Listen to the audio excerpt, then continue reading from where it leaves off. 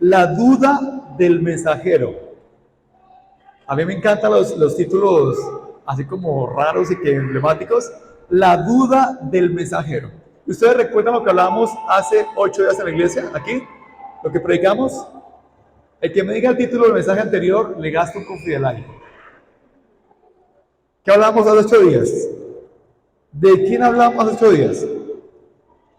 ¿Ninguno? Los que nos ven en YouTube y a través de la televisión. El tema fue la gran pregunta. ¿Recuerdan? Que era la pregunta que le hizo Jesús a los discípulos de Juan que lo siguieron y Jesús les dijo, ¿por qué me buscáis? ¿Qué quieren de mí? ¿Recuerdan? Hoy vamos a continuar con la lección o con esta unidad y es la duda del mensajero y por supuesto nos estamos refiriendo a Juan el Bautista y esta predicación tiene como base Juan capítulo 7 versículo 18 al 30. Por favor, si lo puede buscar en su Biblia. Si no tiene Biblia, se la vendo a muy buen precio en la Biblería. Juan capítulo 7 versículo 18. Dirán en mi época, si lo encontró, por favor, diga amén. Jesús y Juan el Bautista. Juan 7, 18 al 30. Los discípulos de Jesús, de Juan el Bautista, le contaron todo lo que Jesús hacía. Entonces, Juan llamó a 2 de sus discípulos y los envió al Señor para que le preguntaran, ¿eres tú el Mesías a quien hemos esperado? ¿O debemos seguir buscando a otro? Los 2 discípulos de Juan encontraron a Jesús y le dijeron, Juan el Bautista nos envió a preguntarte, ¿eres tú el Mesías a quien hemos esperado o debemos seguir buscando a otro? En este preciso momento Jesús sanó a muchas personas de enfermedades, dolencias y expulsó espíritus malignos y le devolvió la vista a muchos ciegos. Luego les dijo a los discípulos de Juan, regresen a Juan y cuéntenle lo que han oído y lo que han visto. Los ciegos ven, los ojos caminan bien, los que tienen lepra son curados, los sordos oyen, los muertos resucitan y a los pobres se les predica la buena noticia. Y agregó, Dios bendice a los que no se apartan por causa de mí. Versículo 24, después de que los discípulos de Juan se fueron, Jesús comenzó a hablar acerca de él a las multitudes. ¿A qué clase de hombre fueron a beber al desierto? ¿Acaso era una caña débil sacudida por la más leve brisa? ¿O esperaban ver a un hombre vestido con ropa costosa? No, la gente que usa ropa costosa, elegante, y vive rodeada de lujo se encuentra en los palacios. ¿Buscaban a un profeta? Así es, y él es más que un profeta. Juan es el hombre al que se refieren las escrituras cuando dicen, mira, envío a mi mensajero por anticipado, y él preparará el camino delante de ti. Les digo que de todos los hombres que han vivido, nadie es superior a Juan. Sin embargo, hasta la persona más insignificante en el reino de Dios es superior a él. Cuando oyeron esto, todos, hasta los cobradores de impuestos, coincidieron en que el camino de Dios era ¿el qué? El correcto, porque fueron bautizados por Juan. Pero los fariseos y los expertos en la ley religiosa no aceptaron el plan de Dios para ellos, porque rechazaron el bautismo ¿de quién? De Juan. Recordemos que el bautismo de Juan era un bautismo para arrepentimiento y preparaba el camino al Mesías. Se llamaba el bautismo del prosélito y era preparar el camino de arrepentimiento para la venida del Mesías. Por supuesto, el mensajero que hablamos el día de hoy es Juan el Bautista. Y Malaquías capítulo 3, versículo 1 dice, he aquí, yo envío mi mensajero, el cual preparará el camino delante de mí. Hoy día, escuchar cuando a alguien mensajero no es como un cargo muy... yo fui mensajero por varios años de una agropecuaria y tengo venas varices de hacer tanta fila en los bancos. ¿Recuerdan la época de hacer fila en el banco? Hoy día todo es vía PCE, ¿no? El código QR. Pero en mi época, año 2004 y hace 20 años, tocaba ya hacer fila al banco. Eran filas de 3, 4 horas y recibían máximo 10 recibos. Si llevaba 11, ay, mano, hágame el favor que miren, me comí una fila de 4 horas y tengo por eso penas varices. Ahora, el mensajero de Dios es un título diferente, muy chévere. ¿Cuántos quisieran ser el mensajero de Dios? Me encantaría. No el gerente, el supervisor, no, el mensajero. Y Marcos 1:9 dice que Juan el Bautista tuvo el privilegio de bautizar a Jesús. O sea, leo Marcos 1:9. Aconteció en aquellos días que Jesús vino de Nazaret de Galilea y fue bautizado por Juan. Qué privilegio para Juan bautizar a Dios. Qué privilegio para María cambiarle el pañal a Dios. Darle seno a Dios hecho hombre. Uno lo lee rápido, pero tiene bastante connotación. Es como si ahora Juan bautiza gente normal, pero cuando viene Jesús, dice Juan 1, Lucas 1:29, el siguiente día vio Juan a Jesús que venía a él y dijo, he aquí el Cordero de Dios que quita el pecado del mundo. Juan bautizó a Jesús. ¡Qué privilegio! ¿Cómo? Yo no sé. Si algunos que la cabeza, se arrodillaban, le rociaba agua en la cabeza. No pasa nada como en la forma, pero el mismo Dios fue bautizado del río Jordán por Juan el Bautista. Ahora, el versículo 36 de Lucas dice, y mirando a Jesús que andaba por allí, dijo, he aquí el Cordero de Dios. Usted dirá, ¿el Cordero de Dios? Hace 8 días predicamos eso. Ay, pero no hay predicación en YouTube. La voy a grabar. El Cordero de Dios es una predicación muy hermosa porque es Jesús como la provisión de Dios para salvarlo a usted y a mí. Y un pequeño recorderis, cada familia debía una vez por año ir a Jerusalén y matar un animal para el perdón de los pecados. Y dijimos de forma muy jocosa, ¿qué animal llevaría usted en conformidad a sus pecados? Algunos, un elefante, ¿no? Un búfalo. El tamaño del pecado, tamaño animal. Pero en la época judía, los que tenían mucho dinero llevaban un cordero, una ovejita. Los pobres llevaban una palomita. Y los más pobres llevaban un poquito de harina. No tenían más. Pero Jesús es el Cordero de Dios. Dios proveyó el Cordero que debía morir sin mancha por usted y por mí. Amén, iglesia. Entonces, ese era Juan el Bautista, el que dijo, he aquí el Cordero de Dios, el que quita el pecado del mundo. Ahora bien, Juan el Bautista, en la parte final de su ministerio, atraviesa un momento que usted y yo también hemos vivido. Es el momento de la duda. ¿Ha dudado usted alguna vez? Yo sé que sí. Quizás usted dudó hoy. ¿Será que voy a la iglesia hoy? ¿O me voy para Lumadea? Me voy chapuzón en Lumadea. O en el Gazamumo aquí, Villa Medina, ¿no? Esa agua verdecita. Usted dijo, no, voy a culto a Villanieves, a la iglesia. Juan el Bautista, un gran hombre de Dios. Ahora, en este texto que acabamos de leer, de Lucas, Jesús había iniciado su ministerio. Se ha bautizado y su más reciente milagro llegó hasta los oídos de Juan el Bautista, que estaba en ese momento encarcelado. El contexto del capítulo 7 de Lucas muestra que Jesús resucitó el hijo de una viuda de Naín. Una mujer que era viuda había perdido a su único hijo y Jesús lo resucita.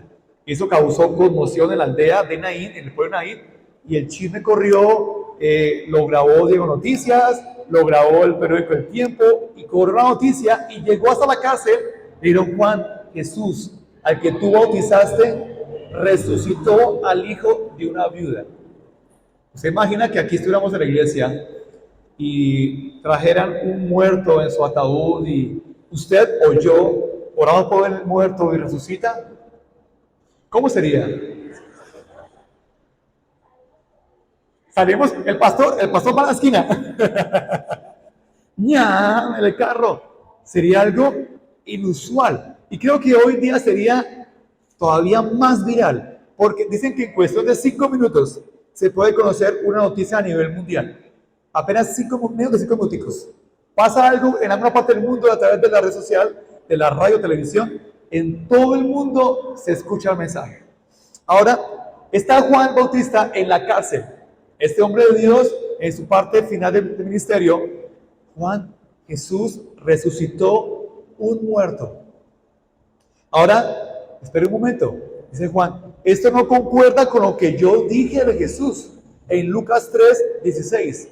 Lucas dijo Juan, yo lo bautizo con agua, pero pronto viene alguien que es superior a mí, tan superior que ni siquiera soy digno de ser su esclavo. Leo Lucas 3:16. Y desatarle las correas de sus sandalias. Él, Jesús, los bautizará con el Espíritu Santo y fuego. Él está listo para separar el trigo de la paja con su rastrillo. Luego limpiará la zona donde se trilla y juntará el trigo con su granero, pero quemará la paja en fuego interminable. Esto no tenía nada que ver con levantar muertos, sanar enfermos, resucitar gente. Y Juan estaba aquí en la disyuntiva, pero ¿cómo así? Yo bauticé a Jesús y él viene a traer justicia, a traer libertad a los cautivos, salvación. ¿Cómo así que ayudando a gente humilde, gente pobre que estaba ciega? En la época bíblica, estar enfermo era una condición social deplorable. Eran rechazados porque no podían trabajar y quizás era producto de una maldición, un pecado, y Jesús lo sanó. Juan preguntó, ¿dónde quedó la justicia de Dios? El vengador, el que venía a separar el trigo de la paja. Ahora, la fe de Juan fue golpeada porque veía algo contrario a lo que él esperaba. ¿Le ha pasado a usted eso alguna vez? Que espera algo de Dios y pasa algo diferente. A mí sí, constantemente. Señor, que sea este año un año de trabajo todo el año. Pasó febrero, marzo, abril, mayo y no hay trabajo, pero hay fe y Dios trabajando diferente. Aquí estaba Juan, pero quiero decirles que el plan divino es soberano. Aunque Juan profetizó acerca de Jesús, Juan no podía determinar cómo Jesús iba a obrar. Al igual que usted y yo, Dios prometió proveernos, amén. El cómo de Dios, usted y yo no lo podemos determinar. Un día puede ser maná, otro día puede ser cuervos, otro día puede ser a partir de un impío, otro día puede ser sobrenatural. Dios lo puede hacer de cualquier forma. Ahora, Isaías 53:8 dice, mis pensamientos no se parecen en nada a sus pensamientos, dice el Señor, y mis caminos están muy por encima de lo que pudieran imaginarse. Aquí está Juan en su lucha y en la duda de su fe. ¿Eres tú realmente? Y quiero rápidamente en estas próximas 2 horas y media desarrollar este mensaje a partir de la duda de este gran profeta Juan el Bautista. ¿Están listos? Are you ready? Ok, versículo 19 del capítulo 7 de Lucas dice, y los envió al Señor Juan para que le preguntaran, ¿eres tú el Mesías que hemos esperado o debemos seguir buscando a otro? Número 1, Juan expresa sus dudas. No nos quedemos callados con nuestras dudas. Hay que expresar las dudas y no vivir de la reputación. Juan expresó una duda. Ahora imaginemos los discípulos de Juan escuchando eso de su boca. Pero Juan, ¿cómo así? Hace poco usted lo bautizó y dijo, es ese Cordero de Dios, y ahora usted me envía a preguntarle que si es el Mesías o no. Juan no tuvo en cuenta su reputación y preguntó. Debemos expresar nuestras dudas. Todos tenemos dudas. ¿Sí o que sí? ¿Realmente existe Dios? ¿Realmente existe el cielo después de la muerte o el infierno? Son dudas importantes. Y aquí está Juan diciendo, pregúntale a Jesús si realmente es el Mesías o esperamos a otro. Ahora, Juan estaba en la cárcel, pero quería ser libre de su duda. Y la duda es como una cárcel. Me he encontrado con personas, y también con Miguelito, que al momento de orar siento duda. Y es como si la oración fuera bloqueada. He orado por enfermos que les digo, ¿puedo orar por usted? Sí, ora por mí. Y su cara cuando ora es así. Y yo digo en mi mente, ¿para qué oro? No está creyendo que Dios lo puede sanar.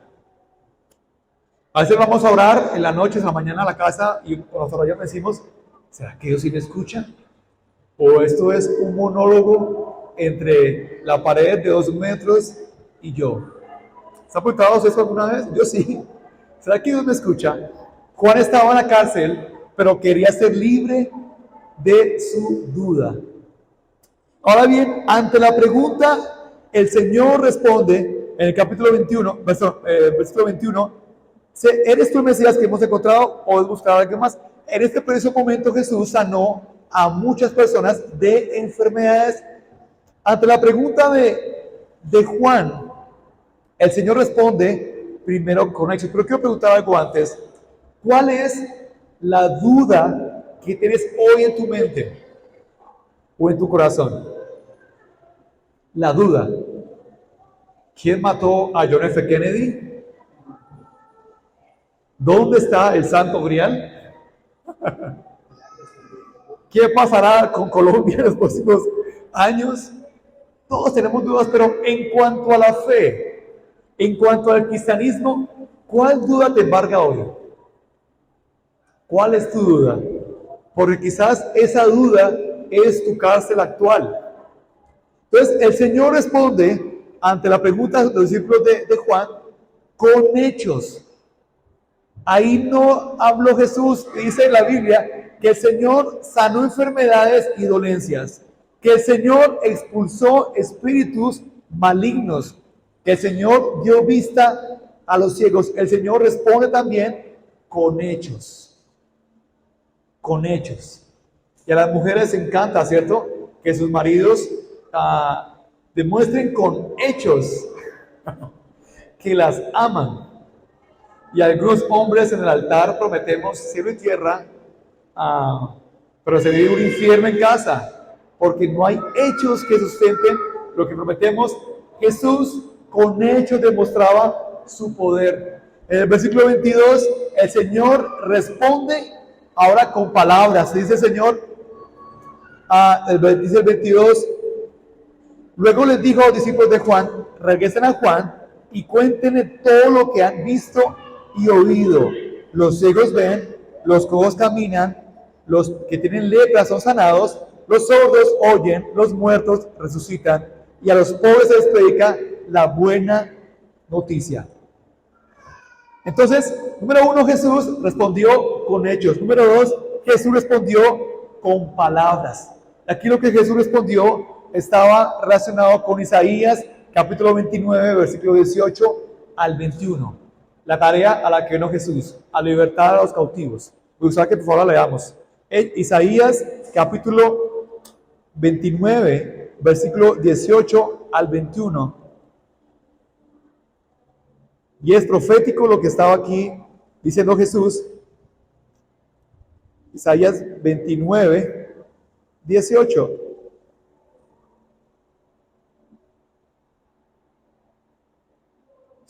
Muy bien, 18. Dice, en aquel día los sordos oirán cuando se lean las palabras de un libro, y los ciegos verán a través de la neblina y la oscuridad. Los humildes se llenarán de una alegría nueva de parte del Señor. Los pobres se alegrarán en el Santo de Israel. Era profético lo que estaba ocurriendo y lo que estaba diciéndole Jesús a Juan el Bautista. Esto que profetizó Isaías es lo que ustedes están viendo. Los milagros y la predicación del Evangelio a los pobres. Me causó curiosidad la palabra pobre, porque lo relacioné con pobreza económica. Y fui al griego, su pastor habla griego, se llama Diego y habla griego. Fui al griego y viene la palabra petokos, y significa indigente, significa pobre espiritual, uno que se agacha por miedo, carente de riqueza eterna. Jesús viene a dar noticias buenas al que es pobre en espíritu. A ese pobre no Jesús a predicar el Evangelio. Querida iglesia y amigos, el ser humano sin Cristo Jesús es un pobre espiritual sin esperanza eterna. Usted hoy puede tener casa, carro, beca, finca, ganado, Nequi con 10,000 pesos, pero 10,000 en Nequi. Se siente uno como pide empanada que yo gasto, pero paso 2 empanadas. Pero sin Cristo en el corazón, usted es un pobre espiritual. Usted es un indigente espiritual. Usted es un miserable espiritual. Suena feo, pero es la realidad. Sin Cristo estamos perdidos. ¿Estamos qué? Quebrados. Muy quebrados. Ahora, estoy viendo el mover de Dios. Estoy escuchando la voz de Dios. Porque Jesús dice a los discípulos de Juan, díganle a Juan lo que han visto y lo que han oído. ¿Usted hoy está viendo cómo Dios se mueve en su vida? ¿Usted hoy está escuchando la voz de Dios en su vida? ¿O no? Pues yo vivo, me levanto por la mañana, me voy a trabajar, pero no veo nada diferente en mi vida. Dios sigue hablando.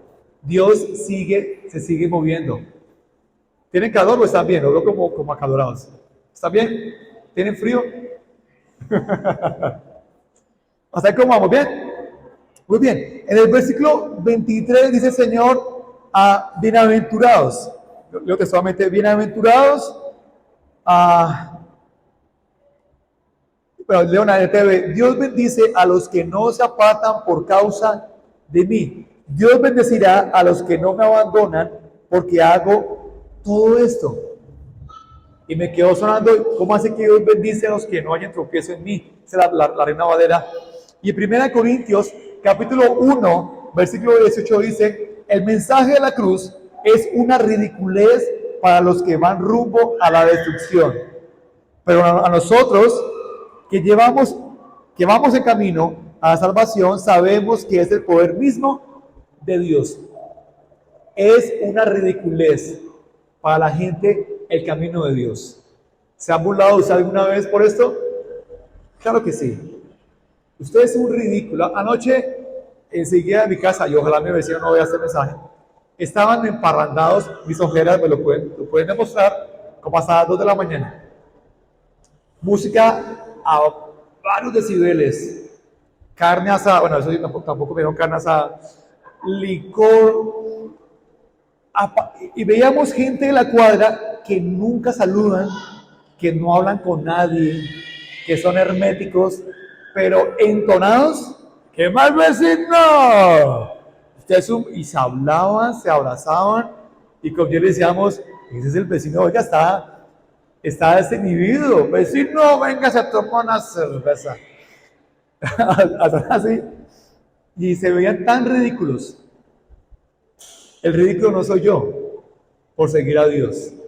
El ridículo no soy yo por decir que soy cristiano. ¡Qué vergüenza! Hoy están encerrados y no salen, no dan la cara porque da pena. Pero el ser hijo de Dios no es algo de que avergonzarnos. Dice la Biblia, porque no me avergüenzo del Evangelio, porque es poder de Dios. ¿Para qué? Para salvación. Noé era ridiculizado construyendo un arca en un mundo que no llovía. Y se le burlaba por 120 años, se le burlaban. Pero cuando comenzó a llover, sí se va a llover, no llovía en esa época, pocos fueron salvos. Y lo he dicho mucho, pero un día el arca de Dios se va a cerrar. El arca es Cristo, por supuesto. Y no va a haber salvación. Y aquel vecino suyo o amigo suyo que se burló usted y dijo, Evangelio, hay que vivir la vida loca, dijo Ricky Martin. Hay que disfrutar la juventud. Y va a haber el lloro y crujir de dientes. Es una ridiculez para aquellos que van camino a la perdición. Ahora, en el versículo 24 y 28 dice, Después de que los discípulos de Juan se fueron, Jesús comenzó a hablar acerca de él a las multitudes.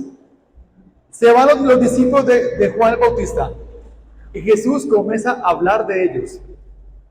Pensé yo, si hubiera sido un colombiano, hablaríamos mal. Se fueron los discípulos de Juan, mire, tenaz. Pero si yo fuese uno de los discípulos de Jesús, los discípulos de Juan preguntando que si era el Mesías y Juan lo bautizó, yo hablaría mal, pero Jesús, se van ellos y Jesús habla bien de Juan el Bautista. En ningún momento Jesús dice, ¿qué le pasa a Juan? ¿Por qué duda mi primo de mí? Eran primos, no con Jesús. Jesús habla bien de Juan el Bautista y lo vamos a leer. Dice Jesús, ¿qué clase de hombre fueron a ver al desierto? ¿Era una caña débil? Dice el versículo 26, buscaban a un profeta, así es, él es más que un profeta. Juan es el hombre al que dice la Biblia, envió mi mensajero participado para que prepare el camino delante de mí. 28, les digo que de todos los hombres que han vivido, nadie es superior a Juan.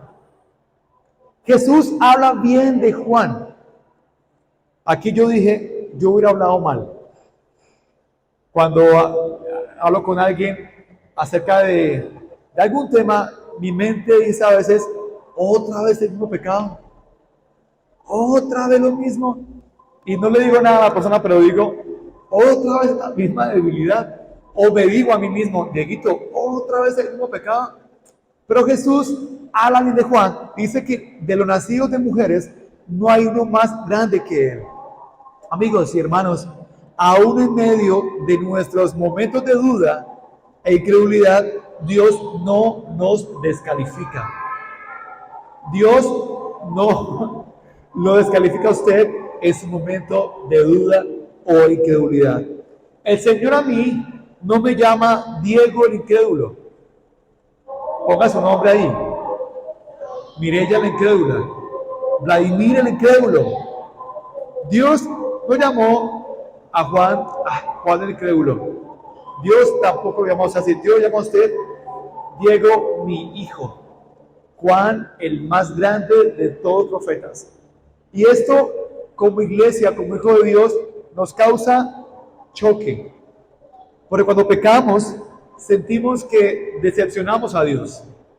Cuando pecamos, sentimos que Dios se avergüenza de nosotros. Como nuestros hijos, ¿no? Cuando hacen algo indebido y se esconden.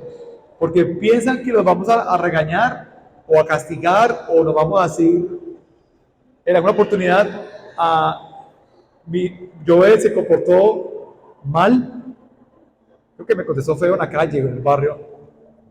Y dije, Joel, tengo que hablar contigo. Y Joel fue a su cuarto, asustado, ¿sí? Porque pensó que yo le iba a corregir y se sentó en la cama asustado. Yo, papi, ¿tú me vas a corregir? Le dije, no. Y yo me dije, papi, ¿cómo te sientes? Que me siento triste. Papi, ¿no estás enojado? No, hijo, estoy triste. Y eso en la mente de un niño de 5 años le genera como...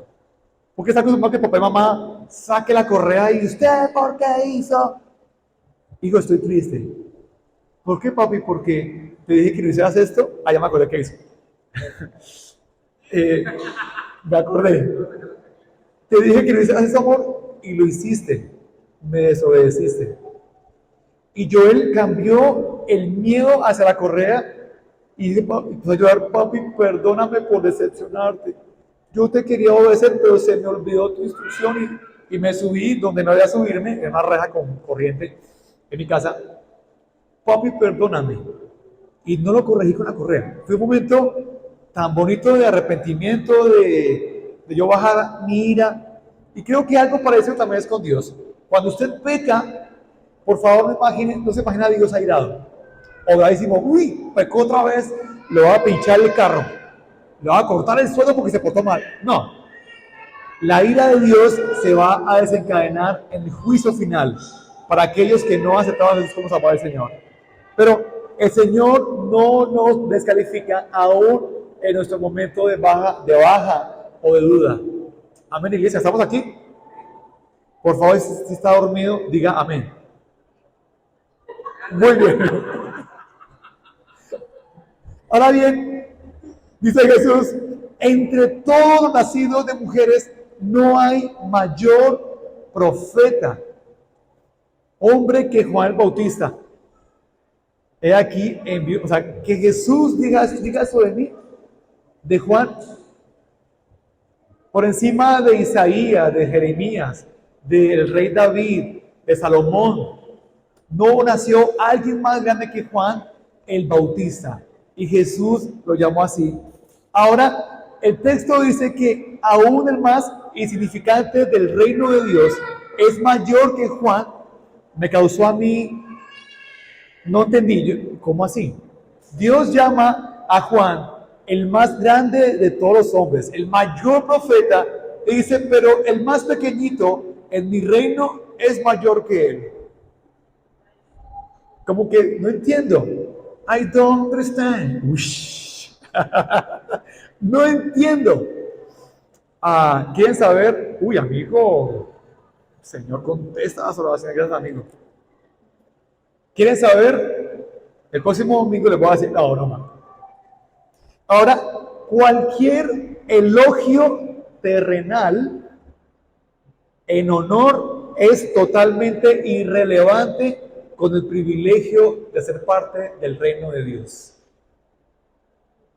Era un elogio de Jesús. De las mujeres nacidas de la matriz, Juan es el más grande, pero los que hacen parte de mi reino, los chiquiticos, tienen un privilegio más grande. Dije, oh, por supuesto. Hasta aquí aún Jesús no había muerto, resucitado, aún no había llegado al reino de Dios, pero cualquier elogio material no se compara en honor de ser parte del reino de Dios. Usted es hijo de Dios. ¡Qué privilegio! A un amigo pastor aquí en el Meta le propusieron ser alcalde o que se lanzara a la alcaldía. Y él le dijo al alcalde de ese momento, uy, no, yo no me voy a rebajar a ser alcalde. Y el alcalde le dijo, ¿cómo? ¿Le gusta qué es? ¿PSD? Dijo, no, yo soy pastor. El alcalde lo miró, ¿cómo así? Digo, yo no me voy a rebajar a ser alcalde, porque es que yo sirvo a Dios. Y servir a Dios es un privilegio más grande y más alto que servir a cualquier persona o a cualquier institución. Obviamente se escuchó como feo, pero me encantó. El pastor dijo, en cambio, otros pastores se lanzan y hacen del oso porque no, bueno, otro tema de discusión, pero qué privilegio ser hijo de Dios. Qué privilegio ser parte del reino de Dios. Pastor, pero mi apellido es muy común, Rodríguez. Mi familia no es de sangre azul. Estos días miramos con mis hijos, con mi esposa, la serie de la reina Isabel y The Crown y Meghan y todo el tema. Y la realeza es un tema, no, la sangre azul y lo que hagan, pero son simples mortales, simples humanos. El ser hijo de Dios nos da una identidad mucho mayor que lo que ustedes podamos tener o podamos ser en la tierra. Amén, iglesia. Muy bien. Ahora, el versículo 21 dice Jesús, vayan y hagan saber a Juan lo que ustedes han visto y oído. Iglesia, en ocasiones, un profeta también necesita recibir un mensaje de parte de Dios. Un profeta en ocasiones también necesita saber o recibir un mensaje de parte de Dios. Pero Juan, tú recibiste la revelación de que Jesús era el Mesías y ahora estás dudando. No tiene lógica. Pero Dios no siempre todo nos lo revela. También deja algo para alguien más que nos enseñe. Por lo general, cuando alguien habla de parte de Dios y dice, tengo para ti una palabra de parte de Dios, no es acerca del chance. Por lo general, es algo que Dios te ha venido hablando por semanas. O Dios te confirma un texto de la palabra del Señor y Dios te lo recuerda y te lo confirma. Dice, este es un profeta de Dios porque Dios le reveló lo que me ha estado a mí hablando. Es una buena señal para identificar a un profeta de Dios. Que lo que habla esté en la palabra de Dios y concuerde con lo que Dios ha venido hablando a mi vida. Y aquí está Juan necesitando un mensaje de parte de Dios. Ahora, ¿cómo murió Juan el Bautista? Usted que sabe más que yo. ¿Cómo murió? Decapitado.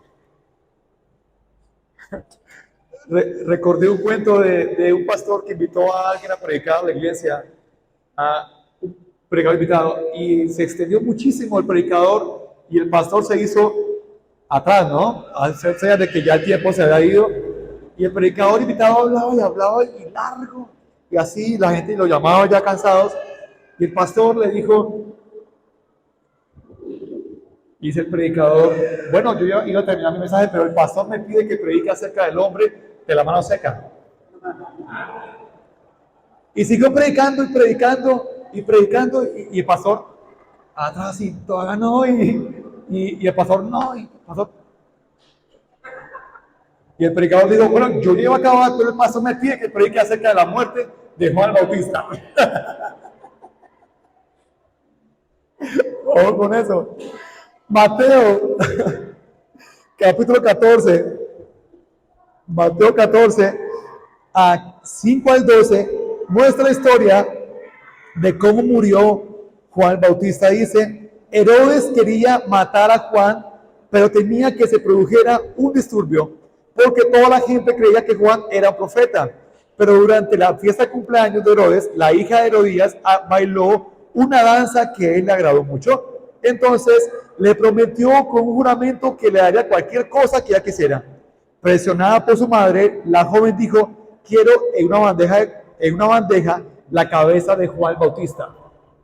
Entonces el rey se arrepintió de lo que había dicho, pero debido al juramento que había hecho delante de sus invitados, dio las órdenes necesarias. Así fueron a la cárcel y decapitaron a Juan. Trajeron su cabeza en una bandeja y se la dieron a la joven, quien se la llevó a su madre. Una muerte horrorosa. Yo no esperaría una muerte de esas para un hijo de Dios, para un siervo de Dios, para el más grande de los profetas, y murió en una cárcel decapitado. ¿Tiene sentido esto? Iglesia, una muerte sin sentido no opaca una vida con propósito. El propósito de Juan era preparar el camino al Mesías. ¡Qué privilegio! Que hasta el día de hoy predicamos de esto. Quedó consignado. El cómo muramos no lo tenemos asegurado. El apóstol Pedro murió crucificado boca abajo. Otros murieron en una olla hirviendo. Otros murieron decapitados. Otros murieron comidos por leones y fieras. ¿Usted y yo sabemos cómo vamos a morir? No lo sabemos. Quizás sin sentido, quizás como todos soñamos. En nuestra cama de madera llamamos a los hijos, ¿sí? Y nos dicen, me voy, hijos. La guaca está enterrada en... Y me muero. Pero no sabemos. La muerte de Jesús, vista en la historia, fue injusta. Fue maldita, sangrienta, pero la cruz significó también redención y perdón de pecados. Una muerte sin sentido no opaca una vida con propósito. Ahora, quiero preguntar hoy a usted dos cosas. ¿Estás enfrentando alguna duda hoy, aún siendo hijo de Dios, cristiano?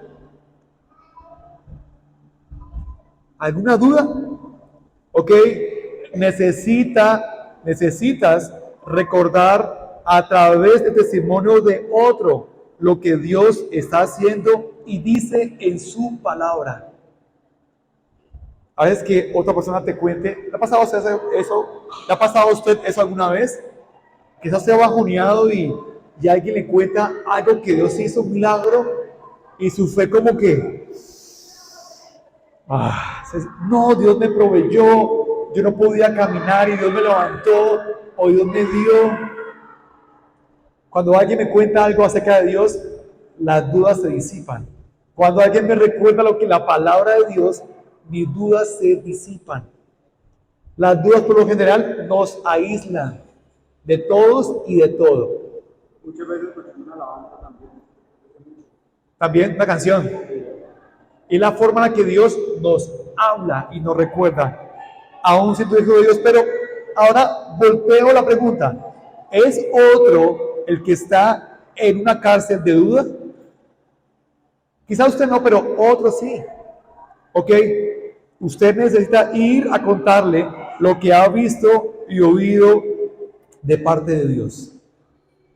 Si alguien tiene dudas de su fe, cuéntele lo que usted ha oído y ha visto de Dios en su vida. Testifíquele. Me encanta, amamos con mi esposa amor del bueno. Porque en amor del bueno hay problemáticas de pareja que decimos todos, ay, son las mismas. Comunicación, diálogo, respeto, amor. Pero cuando escuchamos cómo la otra pareja superó una prueba con la ayuda del Señor, el consejo de Dios, decimos, hay esperanza. Cómo la pareja perdonó una infidelidad, perdonó que se gastó la herencia, perdonó un irrespeto. ¿Cómo hizo? Bendice nuestras vidas y anima nuestra fe. ¿Tiene usted hoy dudas? Escuche el testimonio de alguien más. Usted como alguien con dudas, cuéntele su testimonio, lo que Dios ha hecho en su vida. Romanos, capítulo 10, versículo 17 dice, así que la fe viene por oír. ¿Por qué viene? Por oír. La fe viene por hablar, por oír. ¿Usted qué está haciendo el día de hoy? Oyendo. Es decir, por oír la buena noticia acerca de Cristo Jesús. Esta es la fe. Escuchar a Dios en su palabra a través de alguien, una canción. Escuchar la voz de Dios que nos recuerda lo que ha dicho y lo que ha hecho. ¿Usted hoy puede recordar Dios qué ha hecho en su vida? ¿Qué ha hablado en su vida? Eso es un muy buen ejercicio para el desánimo. Recordar lo que ha hecho Dios hasta en nuestra vida, hasta el día de hoy. Señor, hace unos años, yo lo hago constantemente, yo hace unos años era un mensajero.